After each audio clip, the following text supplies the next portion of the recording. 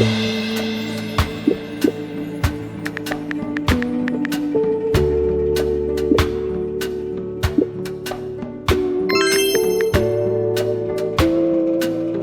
I'm just copium. Maybe I'm just on copium. And as much as I love Azula as a villain, I've always felt it was too tragic to leave Azula as a broken, unmendable product of her environment and upbringing. I don't want a redemption arc because I want to see her join the gang or something. I just want her to find peace. Being molded and manipulated by her father for so long, seeing her break down completely after the final Acne Kai, I'm fine with Ozai being the maniacal supervillain, but I would like to see Azula find peace and maybe live in seclusion as penance for her ways. You see, that's interesting. Even people who like Azula are like, okay, I'm okay with her living alone like a hermit because she's so evil. I don't know. Maybe I like Azula a little bit more than some people. I don't really want to see her be completely alone. I don't know. Maybe if she like lives secluded with like, I would love to see her date somebody. I don't know. I'm a romance bitch, so that's why I'm like that. But yeah. Azula, y'all's ability to understand a story's trajectory is dead. She was already set up for redemption in the show. Aaron Ehas literally wrote out a whole thread about how he wanted to give her a redemption involving Zuko. This is what I'm talking about. This is what I'm talking about. This is what I'm talking about. And this is why I'm not against the idea of her being redeemed, because the person who did some of the best writing in the show was Aaron, and he's the one who's going to set it up. So I'm not mad at that. It's Brian and Mike who kept pushing that she was evil for evil's sake. Aaron was the one who gave us the little soft moments that the people who are pro-redemption are be talking about. So please give Aaron his 10s. Hashtag justice for Aaron Ehas. Anyways. Sure, not every villain needs a redemption arc, but a story about breaking free from childhood trauma and abuse slays. Especially with the character as unhinged as Azula, LMAO, this is going to be so good. For the girlies who can't interpret story cues. Aaron Ehas, I always intended for Azula to have a redemption arc in the story of Avatar: The Last Airbender. Look, let's read it. Let's read it. Longer and far more complicated than Zuko. You see what I'm talking about? He was gonna do it right. Let me stop.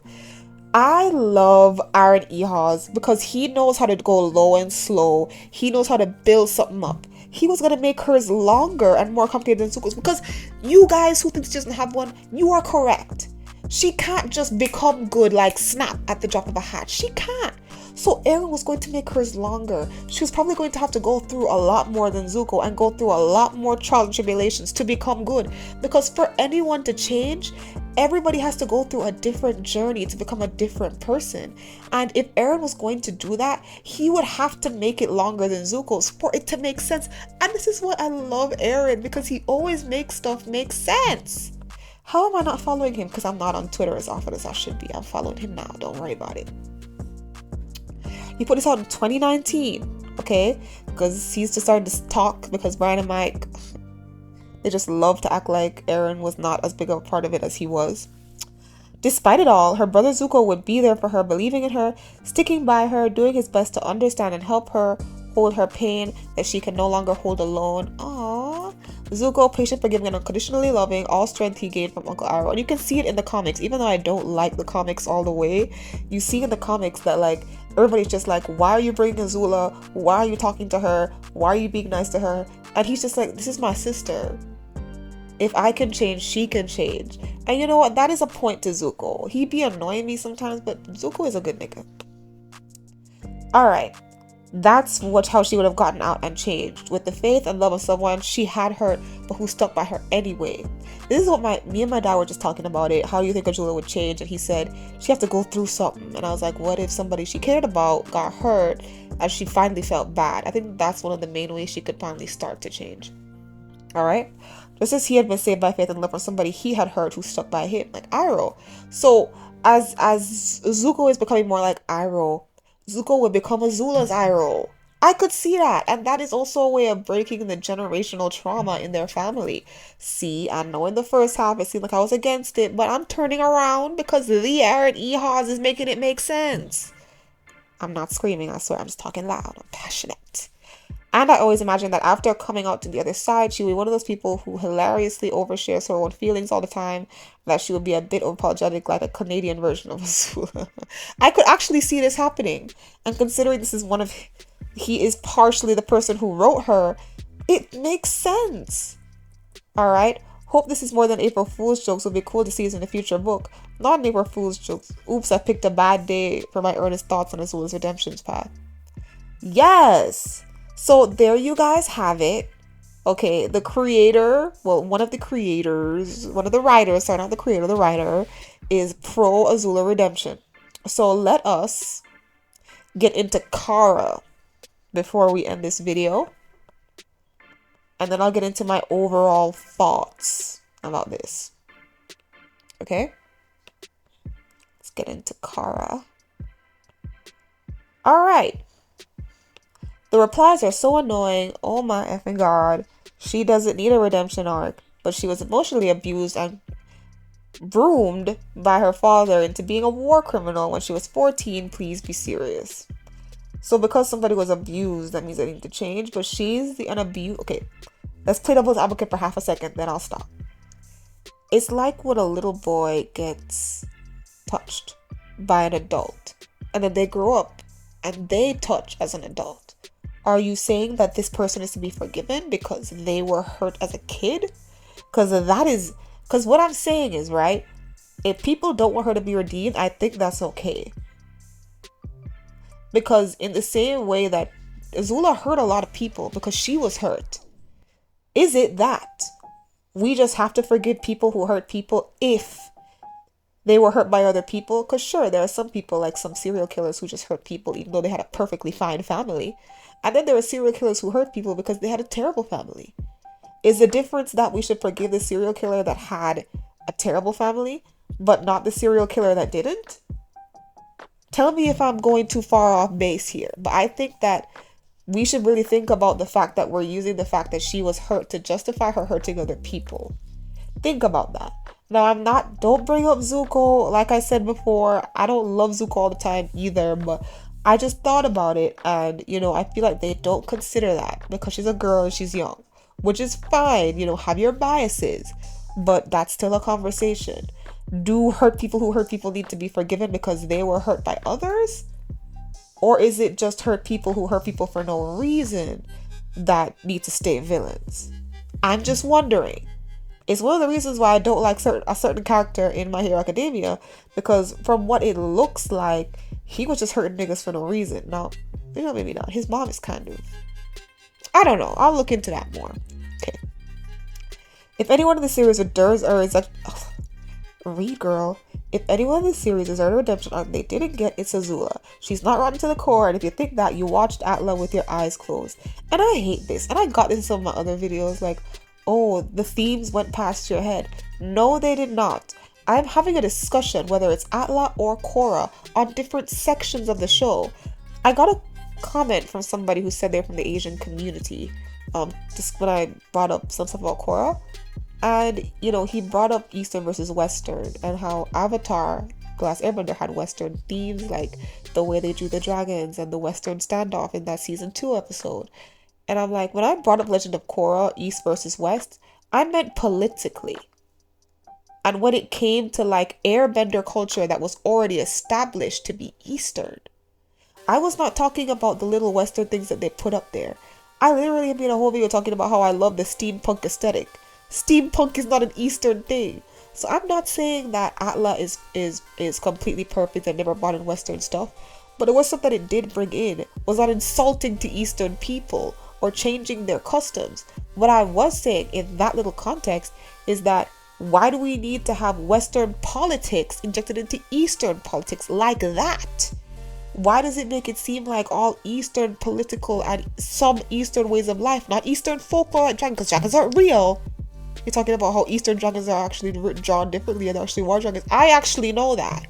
But we're talking about the real stuff, the real ways of culture, not just the folklore and the pretty stories that are historical.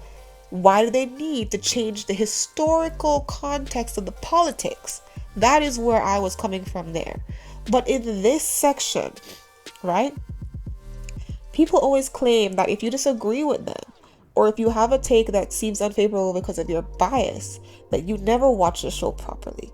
And you know what? Let me not be a hypocrite. I have said this.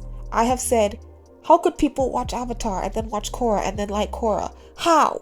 Were you not even paying attention? I've said this. So you know what? Bad girl, bad siren. But this is what y'all be doing all the time. Like, instead of coming up with a decent argument, y'all just be saying, y'all obviously didn't watch the same show. Huh? Huh? And this, I don't really like this because it's not true. And when I say, okay, let me not say that. It's not completely true. Why do Atla fans consistently sympathize only with men while discrediting or crapping on women at this really every possible turn? Let's discuss this. I am so sick and tired of this discussion because it usually hinges on Katara. And I'm sick and tired of this discussion when it comes to Katara. Before you say I'm a Katara hater, I have a whole video about all the great stuff that she's done that's over a half an hour long. So shut it. Thank you. My thing is, Second Legend of Korra, I have no problem with them crapping on the women as long as it's not Lin. As long as it's not Lin, I don't care. I'm just saying. Because nobody's crapping on Ming-Hua. So like Ming-Hua and Lin, like that's all I care about. So who cares? Yeah. For justification, she was emotionally abused into being a perfect daughter. Her mother abandoned her and obviously treated Zuko better, leading her to internalize that. The series ends that are having hallucinations and actual complete mental breakdown. Yes, tell us everything that we saw. If you brought up actual comic book stuff that some people have not seen, I would be impressed. But considering that you're talking to people who've actually watched the show, we saw this. Anyways, age 14. Yes, because her being young and her being a woman is the only reason people don't want her to have a redemption arc. Then she spent 2 to 3 years imprisoned. She obviously hates herself and is mentally unstable. Like, I need people to think before they say stuff. Also, to be clear, I'm not hitting on her mom. Okay. She did have her reasons, but what she said about Azula when she was a young child was obviously extremely harsh and not her fault, like she was 6. Also, let's talk about the fact that Zuko only did so because Iroh gave him a chance, and he didn't have one in the same exact spot as Azula is, and it was extremely unfair to Iroh to call a 14-year-old niece crazy and evil. He had more sympathy for Ozai. Who had more sympathy for Ozai? I don't know what she's talking about there, but on that note, everyone crowing about how she's too evil. Iroh, this is the part that I said I agreed with, right? Iroh sieged bossing Say for ages when he was a grown man and was completely willing to participate in the Fire Nation's conquest for decades until he realized it was bad and he could if he could redeem himself, so can Azula. This is where I agree with her. A lot of people love to put Ozai on this pedestal, and it's like, nigga, that nigga is a whole war criminal. Y'all say Azula is a war criminal. That nigga Iroh is a war criminal. And he's older than her, which means he's probably done more than her. And he's probably killed a lot of people. And here's how you know that his particular family was bad. In Zuko alone, when Zuko admitted who he was, even though he had proven to those people that he was trustworthy, they still told him to get the f out. Huh? Look. I've always said when it comes to Iroh that he never should have left Zuko there unless he just gave him at least 3 years of advisement, then left him to be the Fire Lord. I think it was completely stupid of him to just go and retire. And for all y'all who are saying he did enough, no. He took back the same nation he was trying to help take over. That's what he was supposed to do. That's not giving extra effort and atonement. As soon as, this is comic book territory, so spoilers, as soon as he became king and stuff got hard, he went back to his father for advice. Now you can call Zuko dumb for that, but I think that's a mental thing. You're telling me Iroh couldn't have known that he would have done that? I blame Iroh for that. I know some of y'all would blame Aang. If he just killed Ozai, this wouldn't. Look, I'm gonna make a video as to why I think him not killing Ozai was a good idea. But for now, Ozai is alive. Zuko is so attached to him mentally that he decided to go to him for advice on the country he was just usurped from. Okay? I think it's very interesting, but okay, do you? But Iroh is perfect, right? Stop.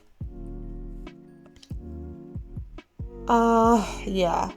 Sorry for the thread. A lot about beings about this. I hope everyone is aware that defending traumatized, morally gray to a bad woman has always been a full-time job for me, and I didn't start or okay.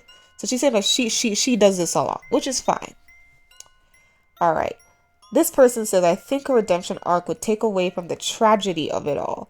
It's not that Azula isn't sympathetic or has a lacking of redeeming traits. It's more that sometimes enough damage is done that can't really come back from without years and years of probably therapy, she's gonna say here. Okay, but she's only like 17 or 18. She has her entire life ahead of her. It doesn't have to end in tragedy for her. The blurb does say chance for redemption. I highly doubt it means she'll suddenly be redeemed. It'll probably be a slow start. Okay. Like, obviously she's very damaged. It would take years for her to heal and better, but blah, blah, blah. 4 years have passed since her defeat. I don't think it takes away from the tragedy of the finale, which I agree was not portrayed as a happy victory.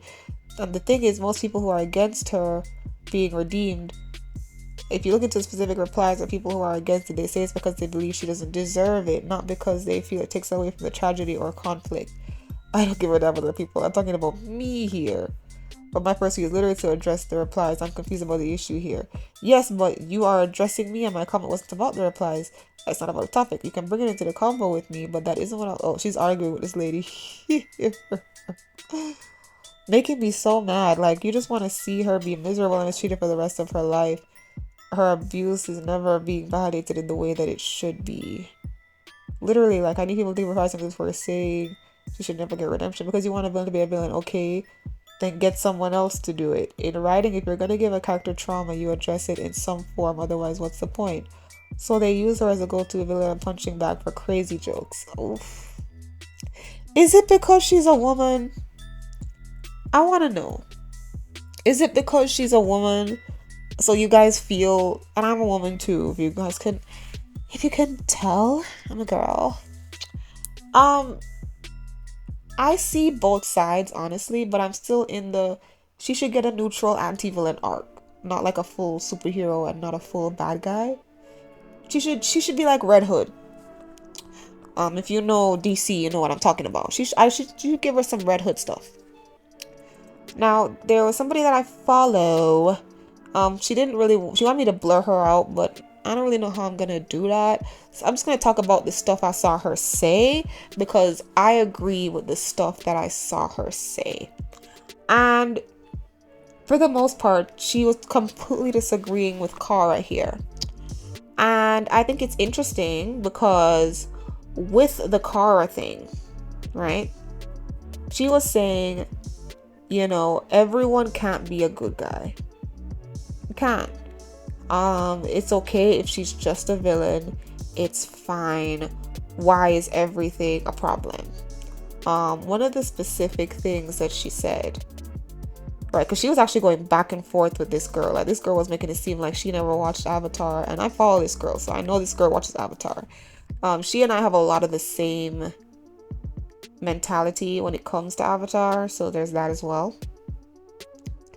But what I really wanted to discuss with you guys, and we're closing down this video soon, is that it really is just the writing, guys. It is really just the writing. Like, we're having all this back and forth, but let's be honest, we would be okay with her getting a redemption arc if it was written well. One thing that I don't think Kara is seeing here, that this is a trauma response from the viewers. The viewers want to leave Azula where she is because she was written so well, and they don't want to risk her good writing being reversed because they're trying to make her a good person. You know what I mean? So in that way, I feel like both sides are valid, but neither side is trying to see where the other's coming from. Kara is just holed up on the fact that some people said that she doesn't deserve an arc, and she's like, what do you mean deserve? You think somebody who's abused doesn't deserve? What do you mean deserve? Whereas the other people are like, we don't want Azula to be ruined. She is one of the best female villains of all time. I second that. I second that she's one of the best female villains of all time. What if they ruin her? Which is why I think it's so interesting that I got that I got pushback from the Brian and Mike video, when obviously, even if people don't know how to word it the way I worded it, they are still scared that Brian and Mike won't be able to do this justice. That's why they don't want this arc, because they don't know if it's going to be written as well as the rest of the show was. Let's be honest. We're scared that the writing's not going to be good. If we knew for a fact the writing is going to be good, they could say there's a whole arc where they go fishing for doo-doo flakes in the middle of the forest, and we would be all for it if we knew we could trust the writing. Come on now. Anyways, let me just get into this last section here with this person that I follow, who I'm not going to put in the video. So this person, Kara, was like, you obviously haven't watched the show, which, you know, is wrong, but whatever. Someone else says that the beach episode is Azula showing a more vulnerable side, and I'm not going to fight that. That's kind of what it was for, but I don't... Okay. Alright, so what people were saying here, and I agree with this to a certain extent. The person I follow said, y'all don't appreciate how great her villain execution was from a narrative point. That's why y'all talk like this. Where does the story go on now? Sometimes when people stop badass characters and give them an arc, they fail to become as interesting with the same intensity as before. I completely agree with this. This has to do with the writing. This happens in superhero stuff, even well-written superhero stuff. This happens in that too. It's like power scaling, but from a writer's perspective. You know, like when a superhero is kind of weakish, but as soon as they turn evil, they're like completely unstoppable. And people could say that's because now they're willing to kill people, or now they don't care about property damage, so they're going to be more powerful. But I've always thought it was so weird how, especially in X-Men, the niggas be getting, and I love X-Men, so this is no shade. The niggas be getting knocked out every fight, but as soon as one of them come on the bad side, unstoppable, bro, unstoppable. Azula is so well written. Will she even be as cool if she becomes a good guy? Let's think about it. Would she still be as smart, as calculating, as interesting? Maybe her smarts and calculation came from the fact that she was bad. Maybe not. Who knows? In the end, these are my thoughts. I think that she should be an anti-hero, more of a neutral, okay person. There's a lot of people who are not going to forgive her in the show, arc or not, so just be aware of that, you people who want an arc. If they're gonna do it and it's gonna make sense, some people are just not gonna forgive her until like the last possible second. And the same way people were mad at Katara for not forgiving Zuko, y'all gotta be ready for that as well. Also, I saw there was a part there where Korra was talking about how Korra and Katara are always being shat on. Korra deserves to be shat on. Oops. Y'all need to stop putting Katara in with Korra. Yes, there are some people who complain about Katara always complaining about her mom. To be honest, I agree with the people who complain about Katara outside of that. I think Katara talking about her mom doesn't matter. There were things that Katara actually did that were wrong that I brought up in my unpopular opinions video. There are things outside of that. Her complaining about her mom isn't the problem. And Korra tried to be like, but Zuko complains all the time and y'all love it. This is why I'm saying I'm done with Zuko, because I didn't like it. I thought he was being whiny as well. But look, she has a point. If you watch people react to Avatar, oh, they think Zuko is the most mature, most interesting person ever, and Aang is super duper childish, and Katara is annoying, but Zuko and Iroh are perfection, when both of them are not. So I'm gonna make a video about that one day, who knows. But my ending point is this. Either way, it needs to be written properly, because if not, I'm gonna be upset, and I'm gonna have more videos hating on Brian and Mike for right now, because they just keep messing up. They keep messing up, and I'm tired of it. I'm gonna make a video about the comics and what I liked and didn't like about the ones that I saw, but we gonna see. Please, discourse, let me know, for and against. Do you agree with me? Do you not agree with me? Because I'm in the middle. Do you agree with the for side, the against side? What were your thoughts on her old stick about Iroh and Zuko and Katara? Let me know, okay? Anyways, thank you so much for watching my size, and bye-bye.